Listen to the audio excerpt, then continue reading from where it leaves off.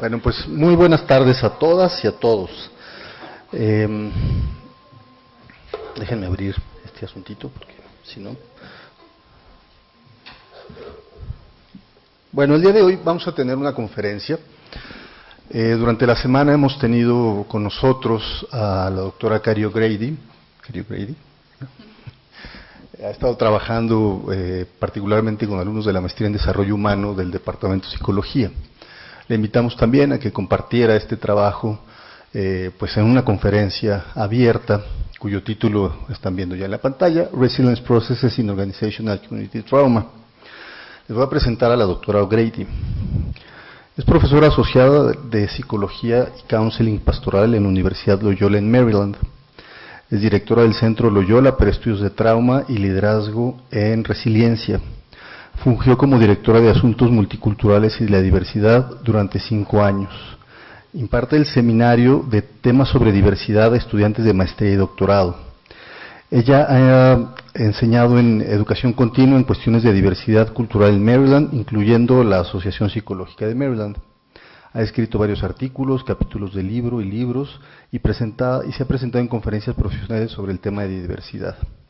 La doctora O'Grady y sus estudiantes de doctorado han investigado los procesos psicológicos, sociales y espirituales implicados en resiliencia posterior al trauma extremo en todo el mundo, incluyendo la República Democrática del Congo, Haití, Liberia, Afganistán y China. Ella y sus estudiantes de doctorado recientemente entrevistaron a manifestantes, policía, educadores, medios de comunicación y líderes de la comunidad de Missouri-Ferguson en 2 puntos en el tiempo en cuanto al malestar racial tras el asesinato de Michael Brown. El estudio se replica en Baltimore, Maryland, este otoño. La doctora O'Grady es una representante del Consejo para la División 36 de la APA y, digamos, como meta personal, busca tender puentes en la división histórica entre religión y espiritualidad y otros temas de diversidad. Entonces, pues, yo creo que le podemos dar un aplauso y además un agradecimiento por estar con nosotros a la doctora O'Grady. Muchas gracias. Thank you. It's wonderful to be with you today. I'm grateful for all of you that have joined us, and I hope we can learn a little together today. Thank you for that nice introduction, Sergio. So today we're going to be talking about something that's been labeled in the literature a cosmology episode. A cosmology episode means when people suddenly and deeply feel that their world no longer makes sense, and the means to make that sense also shatters. Another way to say that, it's when our world flips upside down, when a crisis happens. So we tend to assume that our today is going to look like our yesterday and our tomorrow will look like our today. But at times we have events that startle us or surprise us. Weich's description in the previous slide of cosmology episode captures the sensation that we experience when we are blindsided by traumatically unexpected life events. The automatic ways we go about our lives no longer work when a cosmology episode occurs.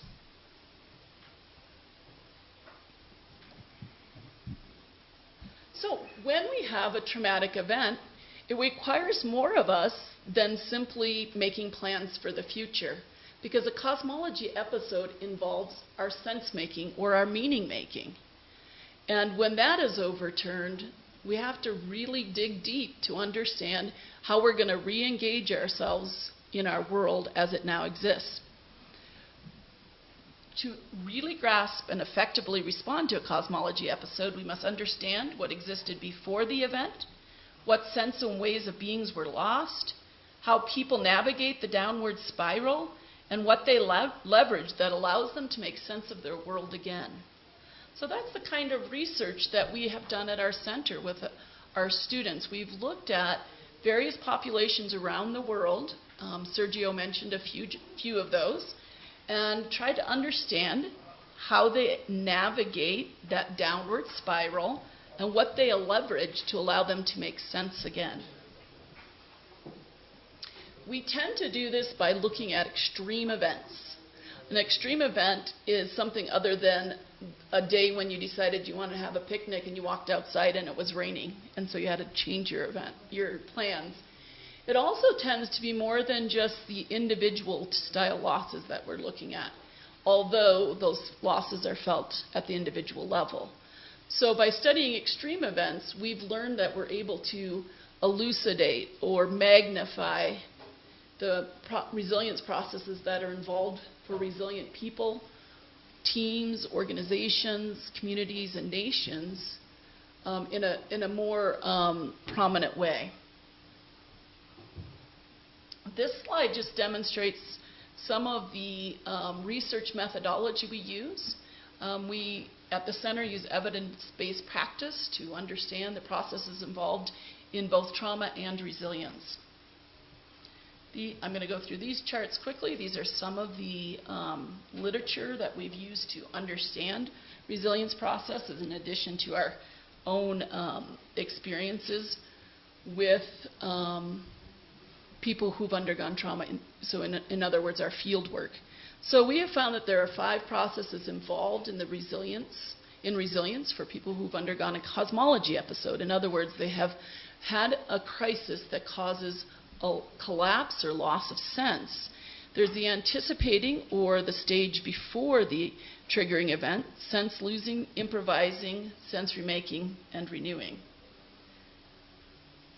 We're going to move past that. I'm going to go kind of quickly through these processes because we're going to focus today primarily on the middle process, which is called improvising.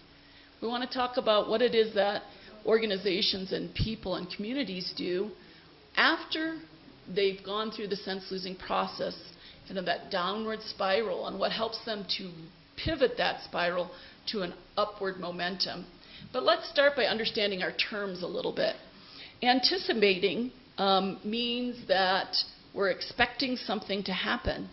It also means the before of it. So it points to the beliefs, practices, environments that are precursors to the crisis. And it also assumes that we are always in preparation of the unexpected. So a very famous organizational scholar, Patrick Legadet, who just died a couple years ago, indicated that often we assume that the crisis begins right at the moment of the disaster or the moment of the loss, but it begins before that, and that event just magnifies it. So he says the triggering event is only the most visible part of a destabilizing process that started long before and that suddenly races out of control under the effect of a specific event. So in other words, crises occur in part because what was not in place before it happened. And so we have a little bit of control about how a triggering event is going to impact us relative to what we do before that happens. So you and I sitting here today learning together is part of the anticipating process. We're learning things that will help us both minimize the impact of a disaster or a crisis, but also manage it when it does happen, because we can't prevent something like the earthquake you had a year ago. It's just not preventable. But we can learn how to minimize and manage the damage that comes when those kind of events occur. Sense losing is the process in which, after the crisis or the triggering event has occurred, we start to realize that our beliefs, our practices, our environments didn't hold up the way we thought they would. So Dr. Stein has said, consequent to the threat to ego, the person either attempts to hold on to their existing ego structure. So in other words, when something like this happens, our first reaction is, it's not really happening. I want to stop this. Let's pretend it's not real. And so, because I think it's going to change me in some ways, in my world in some ways I don't like. So often our first reaction is to hold on to the status quo, in which case the threatening situation becomes prolonged, or people move into a more open state. That is highlighted through modes of coping that can either inhibit the person from change through avoidance, or with acceptance, allow the process to continue to a transforming stage where action strategies begin. So if we can go through our sense-losing process with openness to a couple things. One, this is happening. Two, I'm going to be okay. And three, it's going to change me and it's going to change my world, and that could be all right. So improvising, this is the process that we're going to spend our time on today, but let me explain to you how it fits within the greater resilience process model. The pivot from the downward spiral of loss to the upward spiral of transformation and newfound possibility is propelled by collective and creative problem solving. So there's actually three distinct phases within improvising that we found to help people to redirect the downward spiral. And we'll talk about that today. So Quinn and Warline did a very fascinating study on an event that happened in the United States. This event happened on what we call 9/11, September 11th. This was about, I guess, 17 years ago now. And one of the events that happened was there was an airplane. We know that one crashed into our twin towers and killed thousands of people. But another one was headed for the Pentagon, which is our government official building. But the people on board made a decision. They recognized that this wasn't a hostage situation, but rather that they were being used in as a bomb.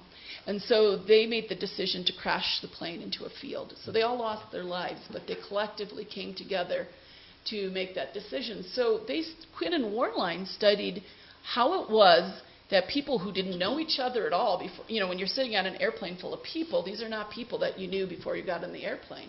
How did they come together as a team and make that kind of decision?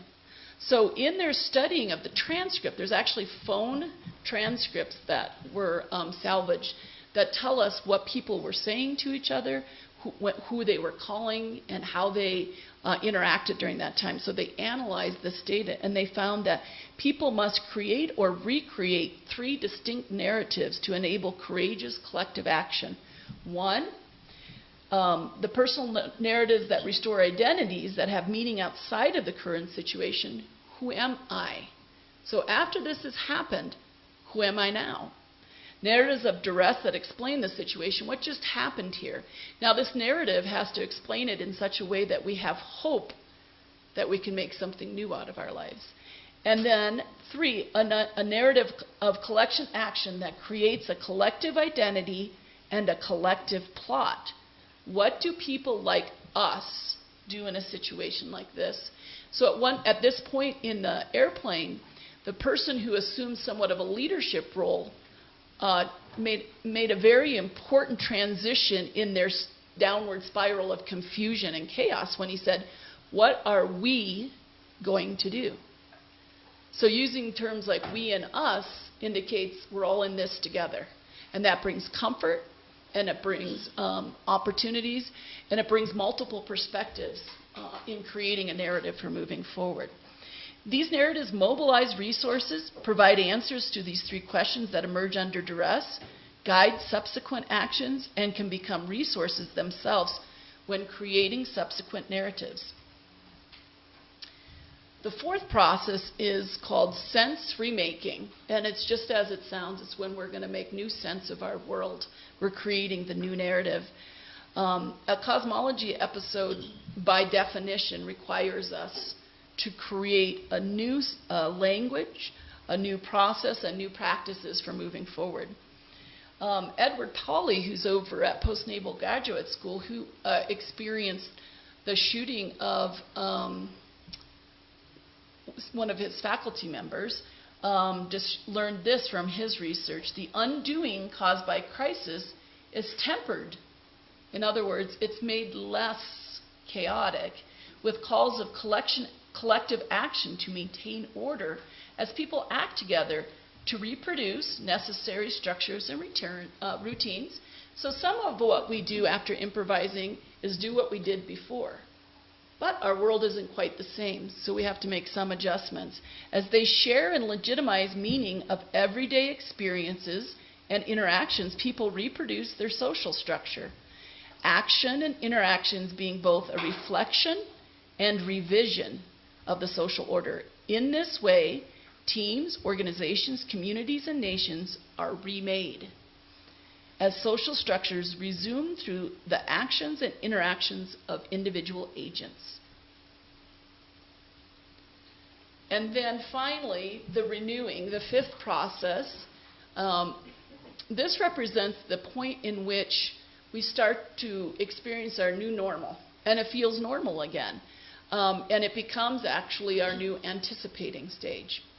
Now, this sounds, the 5 processes sound almost overly simplistic. They often can take a very long time, and we often move back and forth between the processes.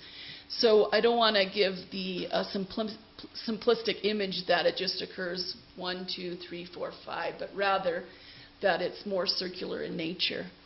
So we have some researchers who found that sense-making can be viewed as a reoccurring cycle, which is what I just described. The cycle begins as individuals form unconscious and conscious anticipations and assumptions, which serve as predictions about future events. So right now, we're thinking about what we think will happen in an hour, in 2 hours, and what will happen tonight and tomorrow morning. Subsequently, individuals experience events that may be discrepant from predictions, other than they had expected. Discrepant events or surprises trigger a need for explanation or post-diction, and correspondingly for a process through which interpretations of discrepancies are developed. That's inconvenient timing. Okay, so let's hope that the percentages go quickly on this computer. This is one of what we would call a metaphorical cosmology episode. Wasn't quite what I was expecting to happen in the next few minutes. It won't alter my life dramatically, but it is altering what I anticipated about this presentation. So, let's see if I can go off the cuff for a minute here. Here we go. All right. So, an important thing to remember about renewing as well is that it doesn't, organizations, communities, individuals, when they go through a cosmology episode, do not always experience positive growth. And in fact, we've researched those differences, and that's part of how we've learned about the different features involved in resilient sense-making processes. But we label those when people are more closed to the experience, more resistant to change, tend to isolate themselves. We call that rigid sense losing.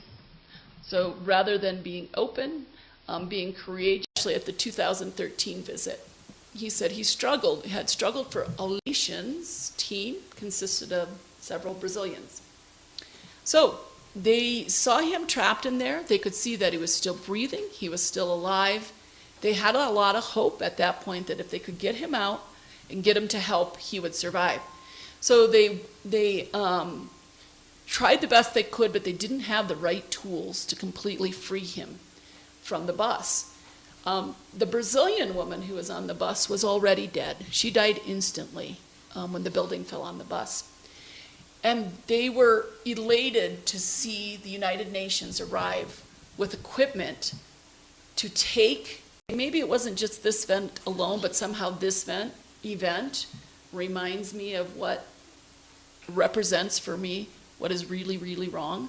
So he said, I was not happy that as an accident, you take care of the people who are living, not the people who are dead.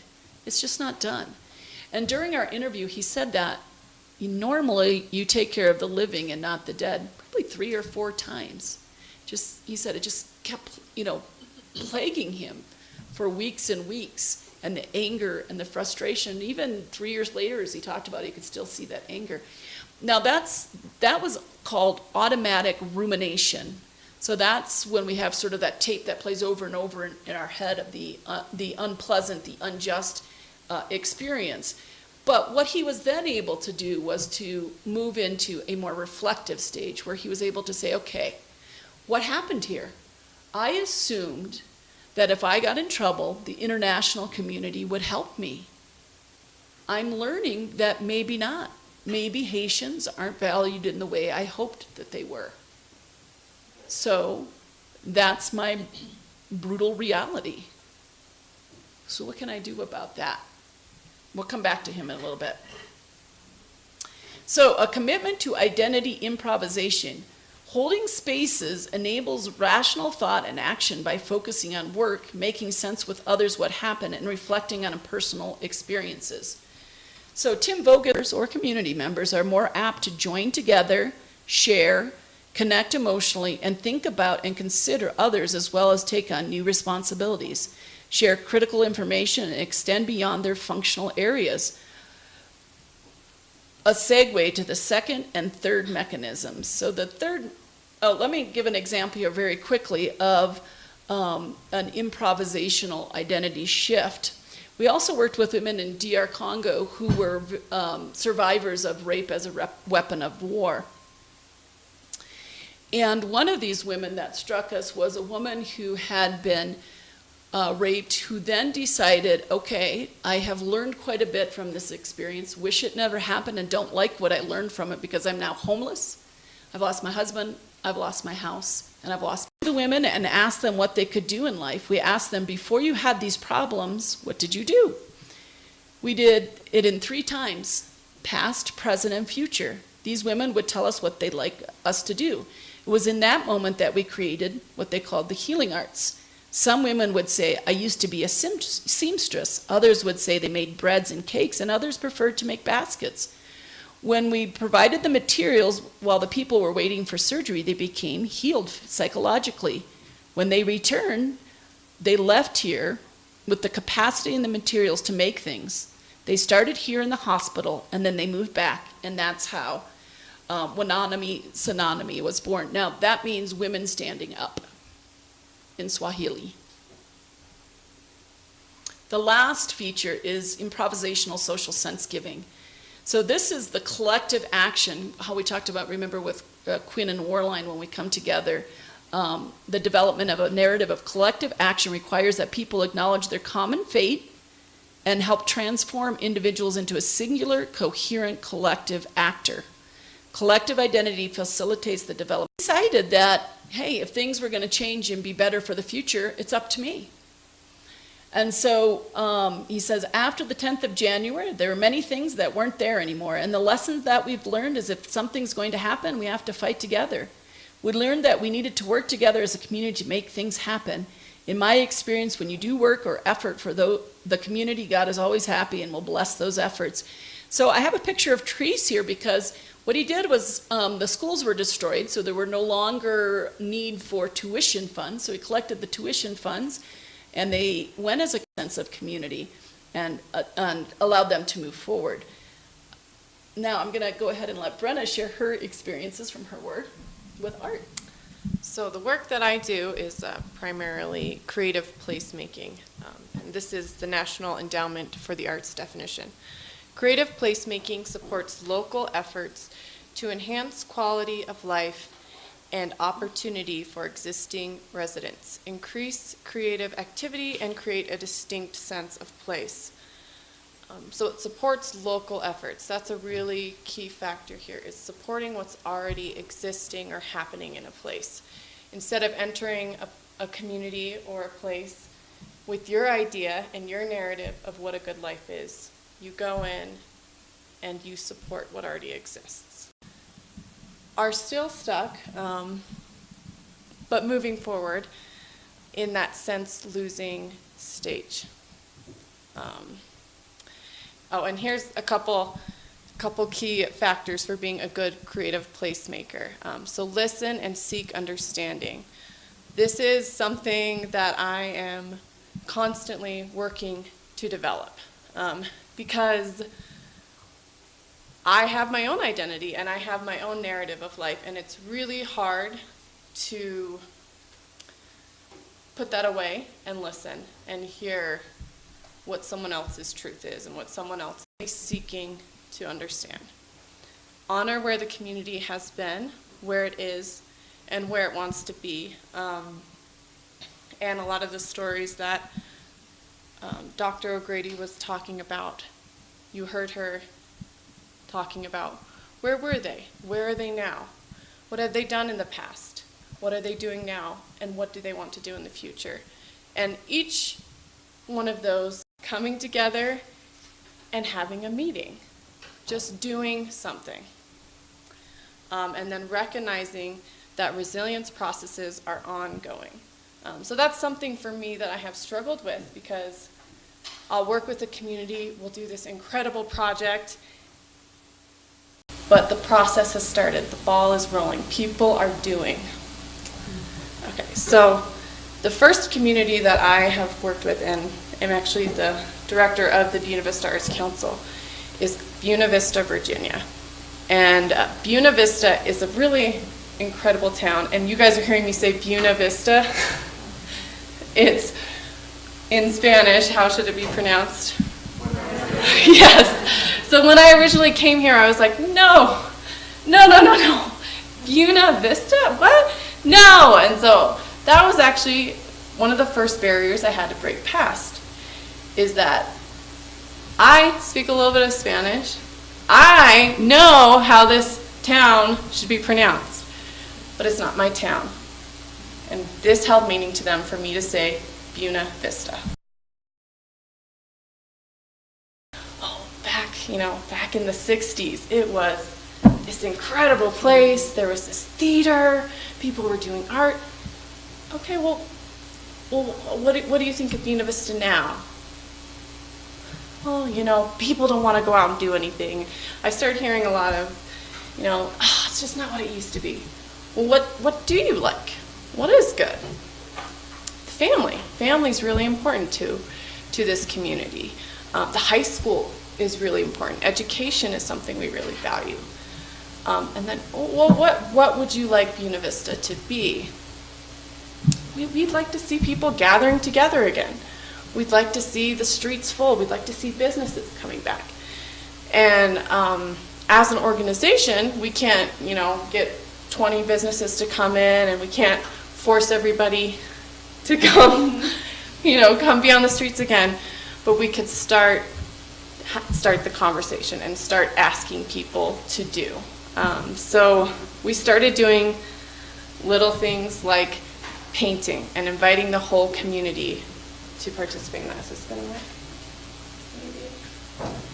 Oh yeah. So here's a mural that was designed by a local artist, and she was talking to different people about what's a piece of Buena Vista that you still really value, or what's a piece of this. This was actually for the whole county of Rockbridge County, and a lot of people were saying the mountains. Oops. And the natural, it's okay, the natural elements. So she designed a mural, and instead of her just coming and painting it, we outlined it as a community, and then we had the community come and paint it for themselves. So this is that process of people just coming together and painting and doing something. So now I need to get out of here.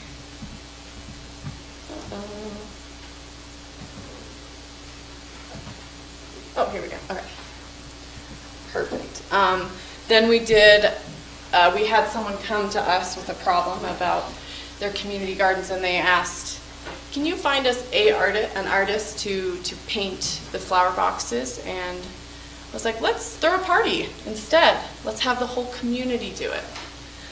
So we just started doing these different things that involve not one person, but the whole community. And this is the Buena Vista mural that was done by myself and 3 other local artists, using all the elements that we had gathered through these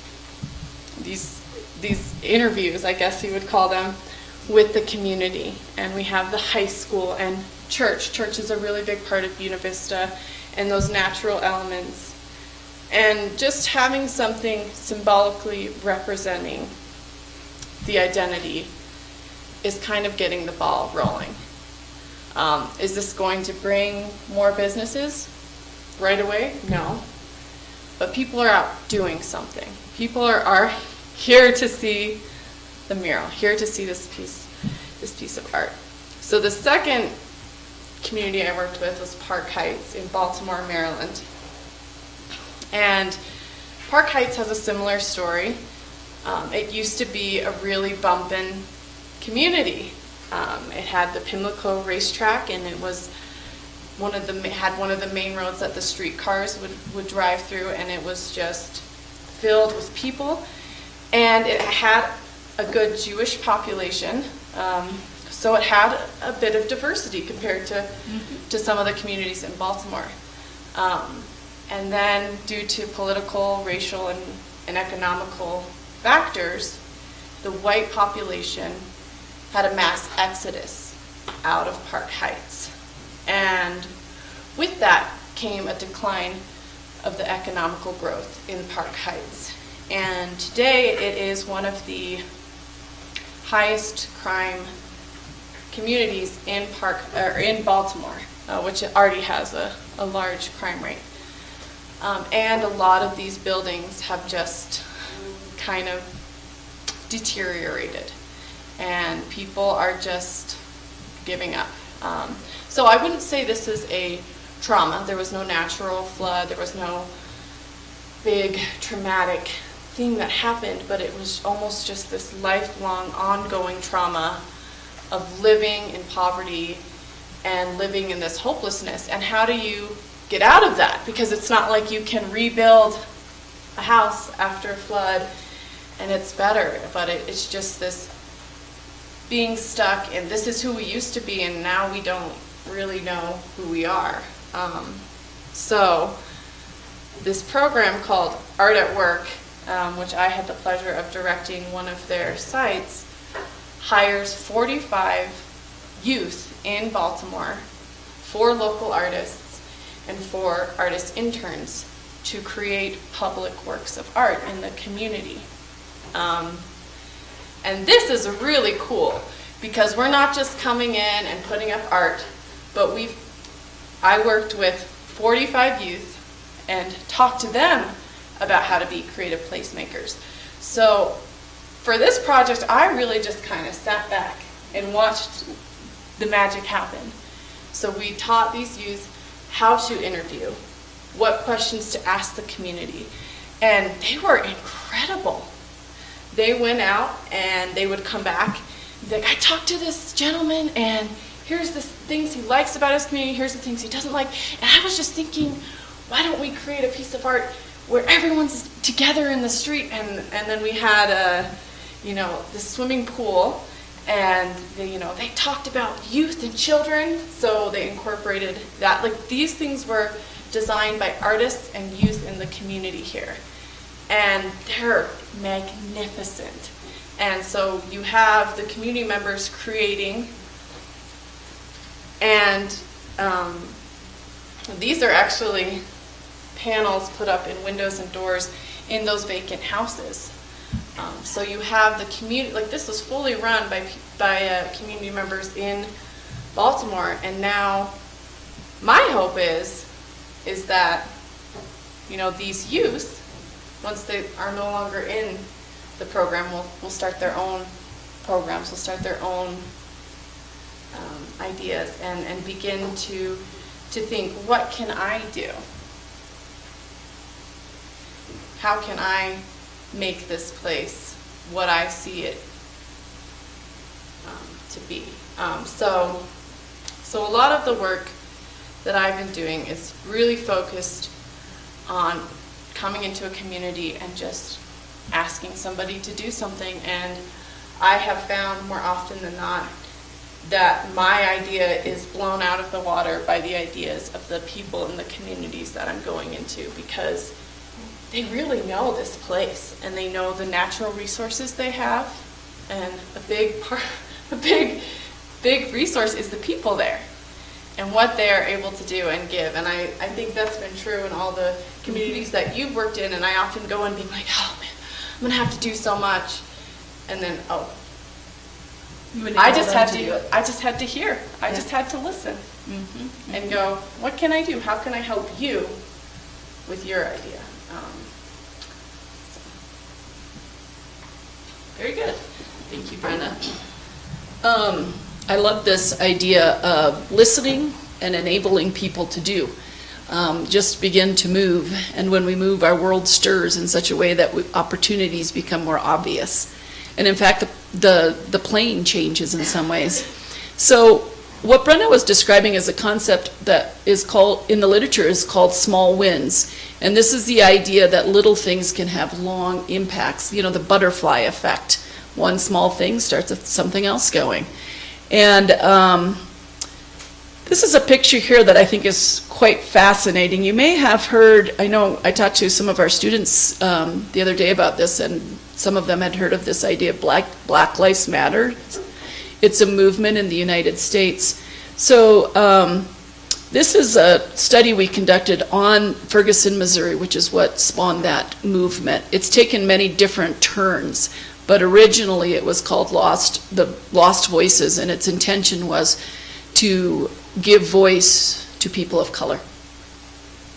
So after the shooting of Michael Brown, this top picture you see here is a police officer, white police officer. He looks pretty stern. And two people who are trying to be heard by him.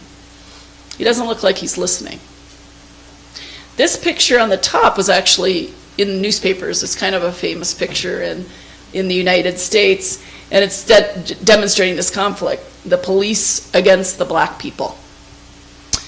So in the same spirit of just getting people to move and creating places of safety and places where creativity can happen, there was a workshop that one of our students was involved in. It was a dialogue group where they brought the police officers and some of the black protesters together and let them begin to talk. It was a constructed dialogue, because maybe if it was just allowed to kind of express itself fully, it'd probably just look like the top picture with people yelling at each other. But they created opportunities for them to first get to know each other as humans. And the three on the bottom are all three, it's the three on the top. This picture was taken actually by our student at this dialogue group, a discussion group. And they all three are parents. The two black people, the two people of color, and the white police officer are parents. And they got talking about what it's like to be parents. And pretty soon they started to realize, okay, we have a few things in common. So they exchanged phone numbers, the three of them. And then, you know, it wasn't just one day in which this erupted, but rather there was a lot of riots, a lot of violence after that. And in one particular time, there was a gathering of the Lost Voices, and these two are considered the leaders of the Lost Voices. And they were gathered in the streets, and the police officers were about to come out with their gas. And this police officer sent them a text message and said, "The police are coming, back everybody up so you don't get hurt." And they were able to do that. So that was a small win. It was a little thing, but it started showing collaboration. It created a relationship that has continued. There's many more stories I could share about how Ferguson has begun to make changes, but it begins with listening, leveraging, and acting. Okay, this is our closing comment that kind of summarizes it all up, and then we'll be taking questions for a few moments. So Carl Weick, who's the researcher that coined the term cosmology episode, found that these 7 components help us understand such episodes. Before a catastrophe, organizations can be seen as existing within an ongoing stream of events from which they bracket information for closer attention. During a catastrophe, organizations can be seen as attempting to interpret the new situation through retrospective sense-making by bending their interpretation of the new situation through identity-based sense-making, and gravitating toward other people to interpret the new situation through social sense-making.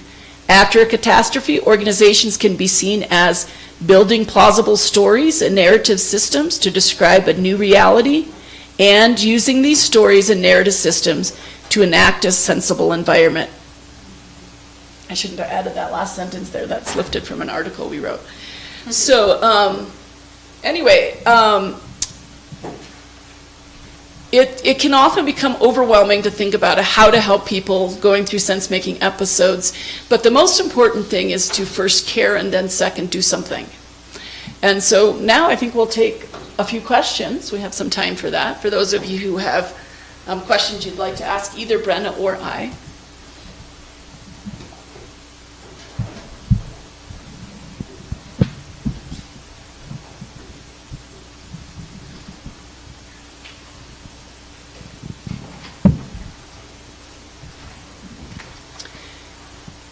I'm a psychologist, so I'm really comfortable sitting with silence. And I know it's going to get so uncomfortable, somebody will finally raise their hand. Oh, there it is.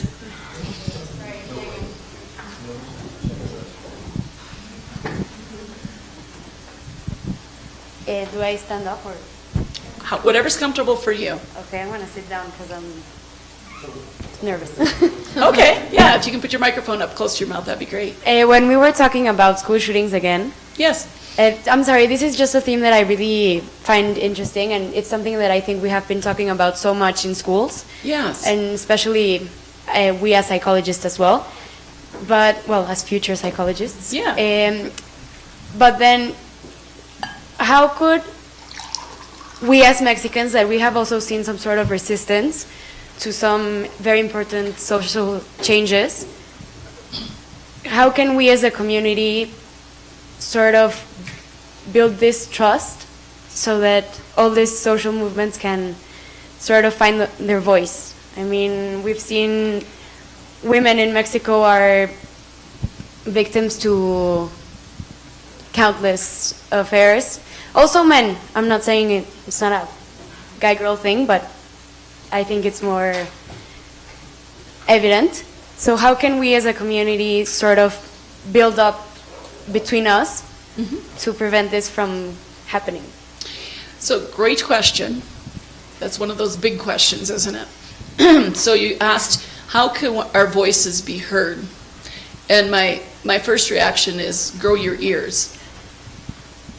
So first, try, and it's very difficult to do. It's very difficult to listen to the powerful voices because they're loud and they don't say the things you want them to say. But those who you're trying to communicate to probably has some fears, even though it doesn't seem like that's what they're expressing. They have some fears and they're afraid of some losses. So if you can dig deep enough to try to understand what they're protecting, then when you as a community who's trying to communicate your voice can use that voice to address those fears and the things they're afraid of losing. Then when the threat level goes down, a real conversation can happen. But too often we just yell at each other, and whoever's voice is the loudest or whoever has the most money in their pocket wins. So the very hardest thing to do when you're offended and consistently being offended is to listen, because you want to yell. Yeah, so first find out what are they protecting and how can you as a community of people who are trying to communicate an important social message address that fear. Okay? Any other questions? It's a good question. Yes? Should we give him the microphone? Okay.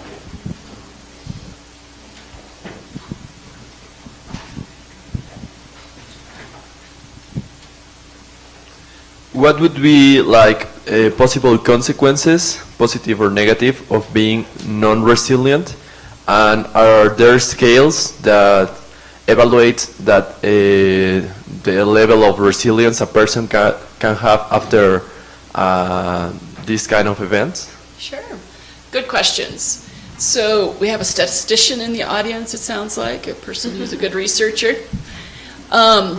There are scales. There's several scales. The scales that I've used when I do quantitative research is it's called the CIDS scale. It's the Connors Resilience Scale. So if you just Google that, you'll find it, Connors Resilience Scale. I think it's maybe 15 items but it's an outcome measure, so it's looking at what a resilient outcome looks like at the individual level. So it's looking at individuals' resilience. There's several others, but that one has been validated quite a bit. The consequences of non-resilience tends to be, I like the way Brenna used the word stuck, but some of the other terms we could use are similar to the symptoms we see in post-traumatic stress. So depression, lack of affect, isolation, hopelessness, and feelings of abandonment at the individual level. At the community level, we see what we like to describe as what's called stagnation. Actually, nothing ever stands still. It moves forward or backwards, right? But it's this resistance to moving into the future. And usually then we'll see collapse of that organization or that community because it doesn't truly stagnate. If you think about a pond that stagnates, it starts to stink, right? If water stagnates, the same thing with an organization and community if they aren't able to pick up the rubble after the disaster. Excellent questions. Thank you.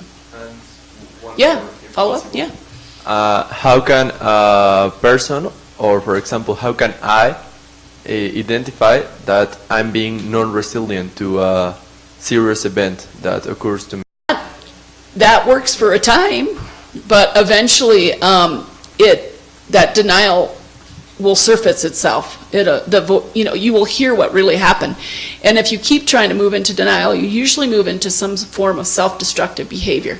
So if you find yourself engaging in addictive behaviors more than usual, and this can even be like excessive screen viewing, or you find yourself avoiding people or situations that you used to be a part of. That's one way you can notice that you're not being resilient. Another is if you find yourself putting your foot down very firmly on your views and unwilling to hear other people's perspectives. People around us actually have some good ideas, not just about their world, but also sometimes about our own. So if you find yourself unwilling to hear, that doesn't mean you have to change your views, but if you're unwilling to hear other people's experiences, other people's beliefs, other people's needs, then you're developing more of a rigidity as opposed to a resilience. Depression also is at the individual level a good indicator. Yeah. Yes, Alexis. Well, I think it seems like human beings wait for disasters to happen before preparing, not only like physically in the space and stuff, but mentally and emotionally. So how can we start preparing ourselves, preparing our children that I don't have yet, but I mean, we as human development work with people all the time, and psychologists work with people all the time. So what's a way of starting, not having to do drills, for example, Right. something more subtle that'll help us like cope and mentally and emotionally to these kind of huge disasters. Good. So there are a few things that have shown to be consistently helpful for people to begin practicing as a way of being before the events take place. At the individual level, this includes, we have a saying in the United States that flexibility is the hallmark of mental health. I think I remember that as a doctoral student when my teacher would forget to do their syllabus in time, and we would complain. They would say, flexibility is the hallmark of mental health. But really being able to, I think we talked about this in class the other night, one of our students said being uncomfortable with uncertainty. So practice sitting with and feeling what it feels like not to know. Not to know what the tomorrow brings, and instead of trying to quickly close out possibilities. So sometimes we'll pick something that we know is not really the best option, but it's the only one we can come up with because we're too afraid of waiting for a few minutes to see how the world settles a little bit. So being okay with that we can't always know everything and that we can't control everything. So the most important thing on a psychological level is to become more self-aware. What are my thoughts? What am I hoping? What am I believing? And what am I expecting? And start to analyze whether those are realistic and helpful expectations and thoughts. On an organizational and community level, some of the things that we can begin to practice is this concept called deference to expertise as opposed to deference to leadership. So often when a crisis moment happens, and it's a physiological reaction both at the individual level but almost at a systems level as well, is to centralize thinking or centralize responsibility. So we look to the leader. Help us. That makes us vulnerable, though, right? That makes us vulnerable, but to be manipulated, but also not to be able to respond effectively. So deference to expertise means that each person who's in a system, whether it's an organization or a community, this is kind of what Brenna was describing, has their own expertise or understanding of the situation. So being aware as a community or organization what those expertise are and nurturing in them, so that there isn't just one person who knows how to respond in a time of crisis. Another thing that we talk about is this concept called sensitivity to operations, which means pay attention to the little ways things work and notice when they're not working. And then a few other things that we think about are the ideas of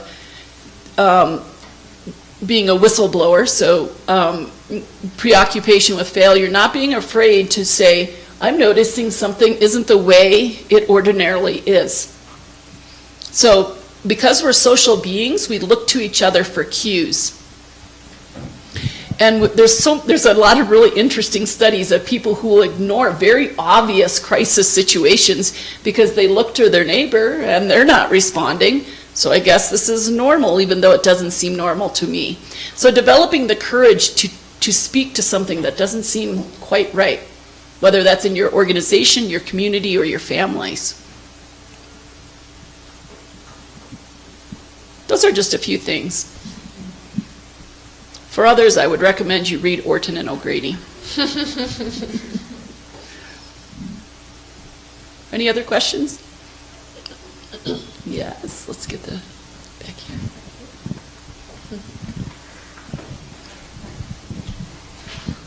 How is the resilience process different in children than in adults? Oh, that's good.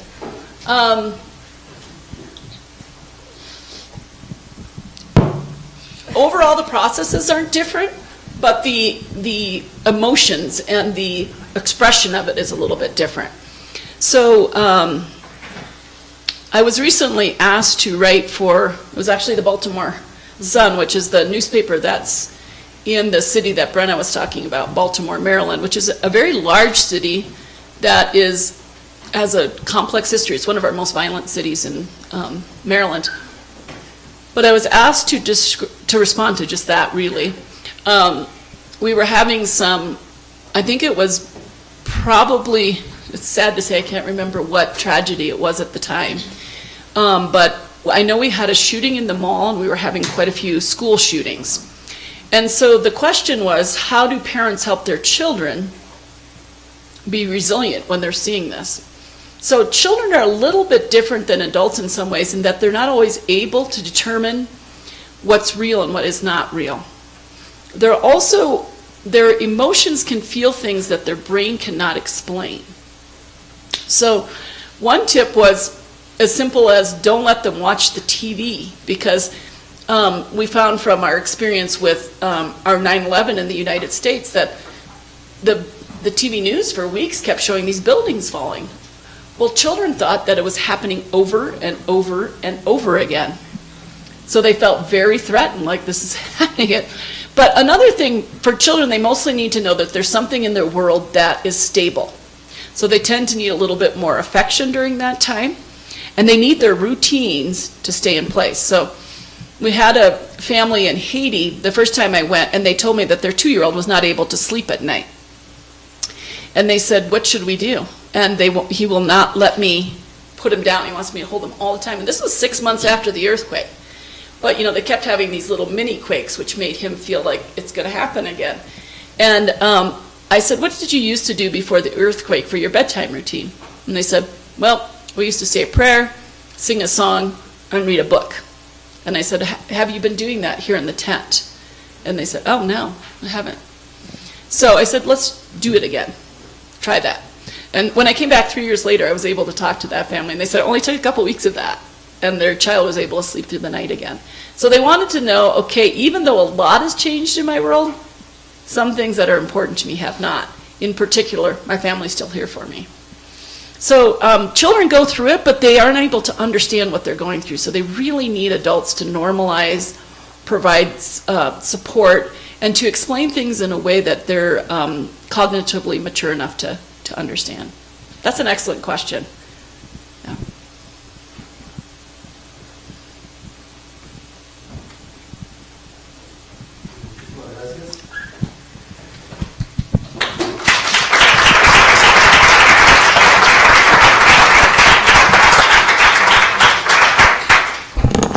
Está más alto Sergio que yo.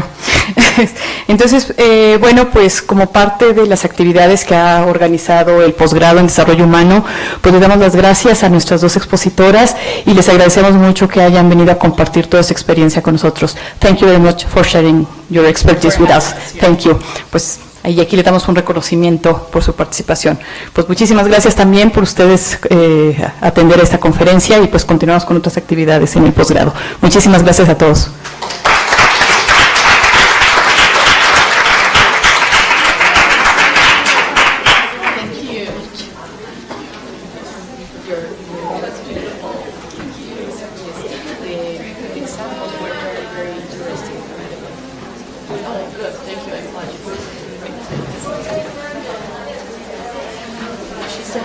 Oh, sure.